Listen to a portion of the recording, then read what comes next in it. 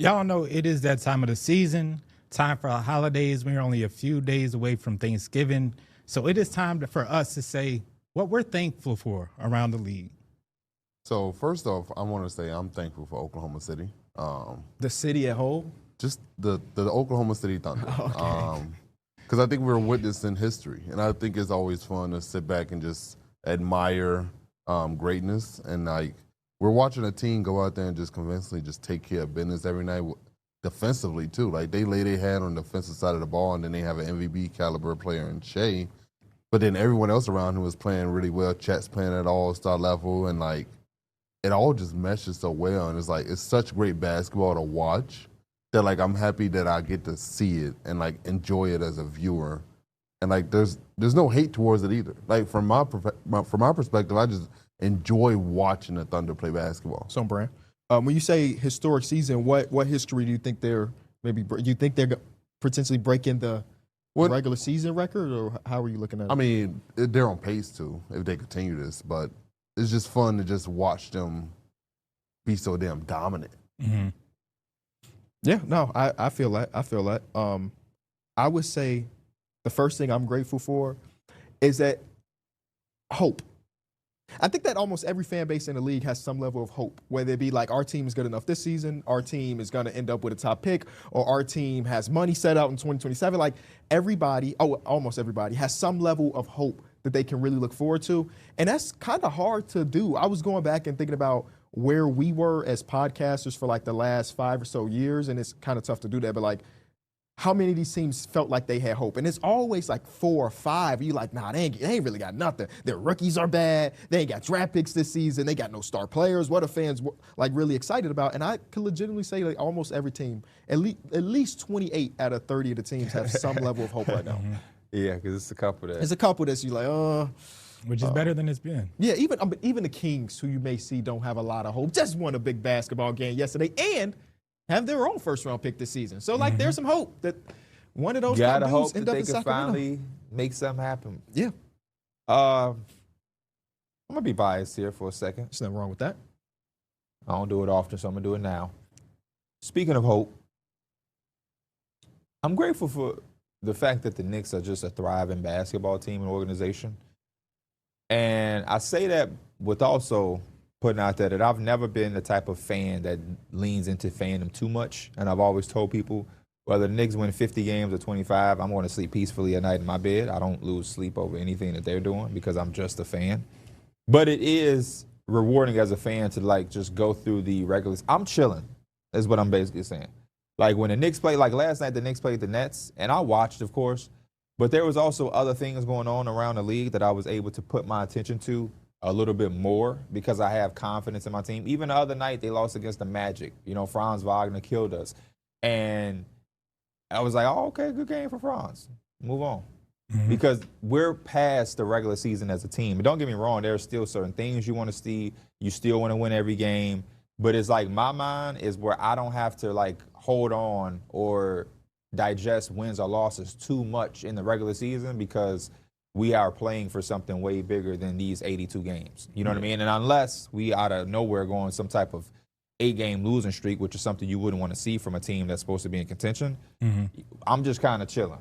Again, I have my things I want to see more of. I got things that I, want to see us be better at.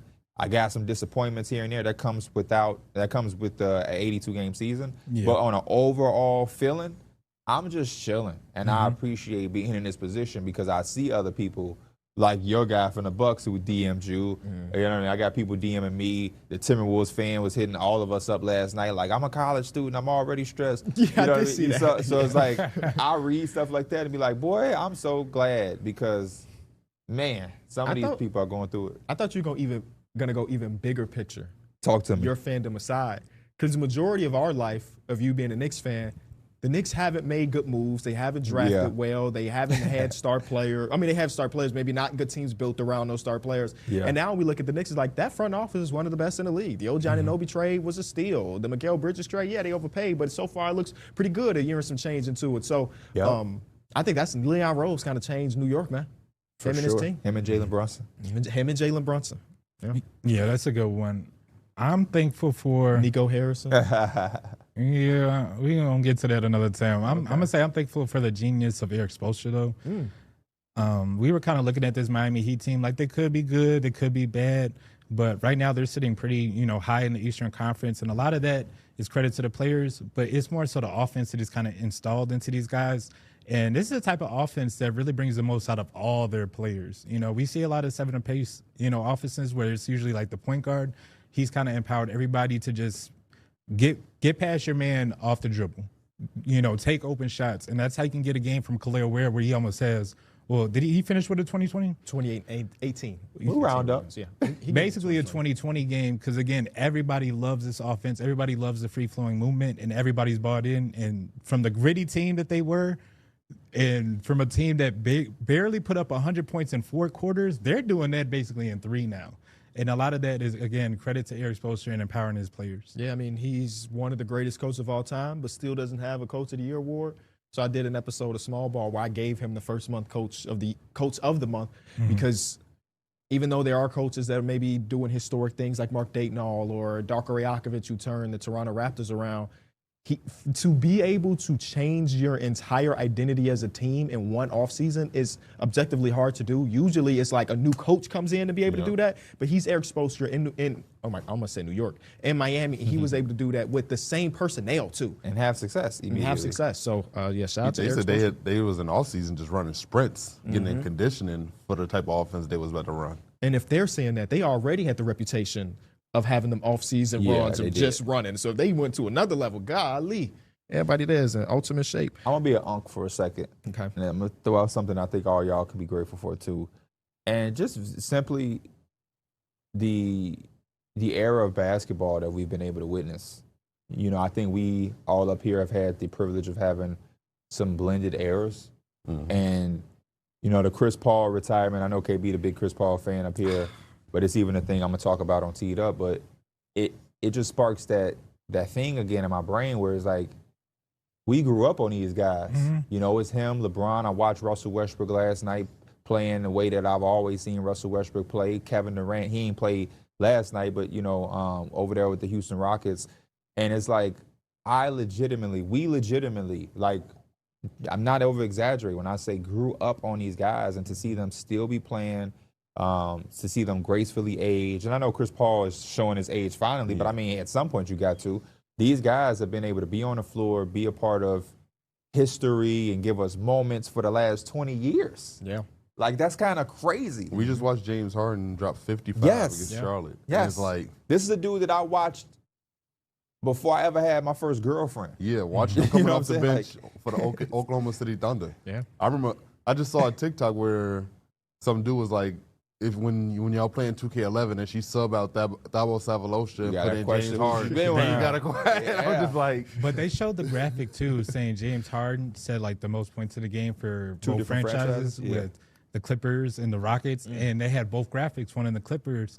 And then the Rockets graphic, it just kind of brought back a bunch of memories. I'm like, that dude used to terrorize the league. 37 points a game just walking. They've been around so long that when they played in college, my dad, YouTube DVR stuff wasn't a thing yet. So my dad would give me the game on like a blank disc. He would like record it by putting the DVD in his recorder.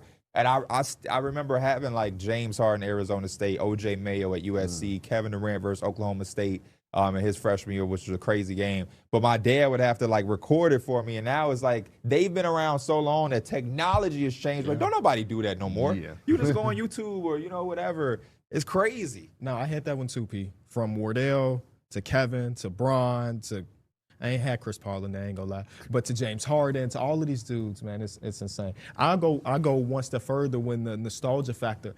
I'm thankful for TikTok editors. There was an era, like a 10-year, 15-year span, where we didn't have a lot of crazy hoop mixtapes. And I think that the TikTok era is kind of revitalizing some of that.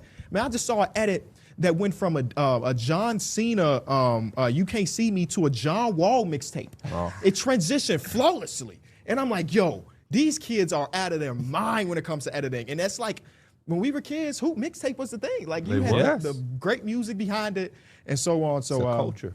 we're thankful for so many things, for friendship, for viewers, for the numbers on the board community.